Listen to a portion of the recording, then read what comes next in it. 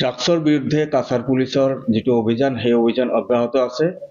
যোৱাকালি আমি খবৰ পাইছিলোঁ যে কিছু দুষ্ট চক্ৰই ড্ৰাগছৰ ব্যৱসায় কৰি আছে।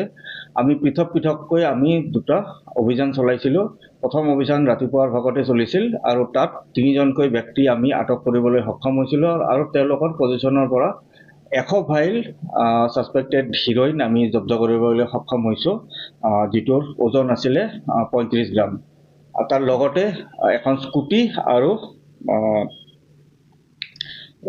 দুটাকৈ মোবাইল ফোন আৰু কিছু কেছ পইচাও তেওঁলোকৰ হাতৰ পৰা জব্দ কৰিবলৈ সক্ষম হৈছোঁ। এই 3জনকৈ লোক, তেওঁলোকৰ নাম হয় আফজল হুছেইন লস্কৰ, কবিৰ আহমেদ লস্কৰ আৰু ৰণী দাস।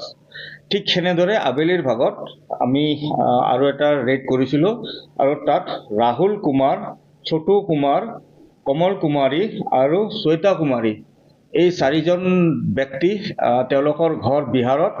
আৰু আমাৰ ইয়াত আগতে আমি কিছু সম্ভেদ পাইছিলোঁ যে তেওঁলোকে সুদূৰ বিহাৰৰ পৰা আহি আমাৰ শিলচৰ চহৰত তেওঁলোকে নিচাযুক্ত দ্ৰব্যৰ ব্যৱসায়ত তেওঁলোকে লিপ্ত হৈ আছে বুলি। আৰু যোৱাকালি আমি এই 4জন লোককে হাতে নাতে ধৰা পেলাইছিলোঁ। এখন হোটেলত তেওঁলোকে আত্মগোপন কৰি আছিল, চেণ্ট্ৰেল ৰোডৰ এখন হোটেলত। আৰু তেওঁলোকৰ পজিশ্যনৰ পৰা আমি 160 গ্ৰাম আমি ছাছপেক্টেড হিৰ'ইন আমি জব্দ কৰিবলৈ সক্ষম হৈছিলোঁ, যিটো তেওঁলোকে চাবোনৰ কেছত লুকুৱাই লৈ আহিছিলে। আৰু গোটেইখিনি যোৱাকালি যিমানখিনি আমি নিচাযুক্ত দ্ৰব্য আমি চিজ কৰিবলৈ সক্ষম হৈছিলোঁ, টোটেল হৈছে প্ৰায় 200 গ্ৰাম। আৰু ইয়াত যদি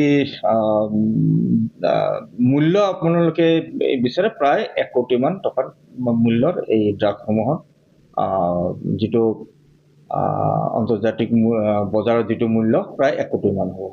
ইতিমধ্যে এই টোটেল 7জন ব্যক্তিৰ বিৰুদ্ধে গোচৰ ৰুজু কৰা হৈছে আৰু তদন্ত আৰম্ভ কৰা হৈছে।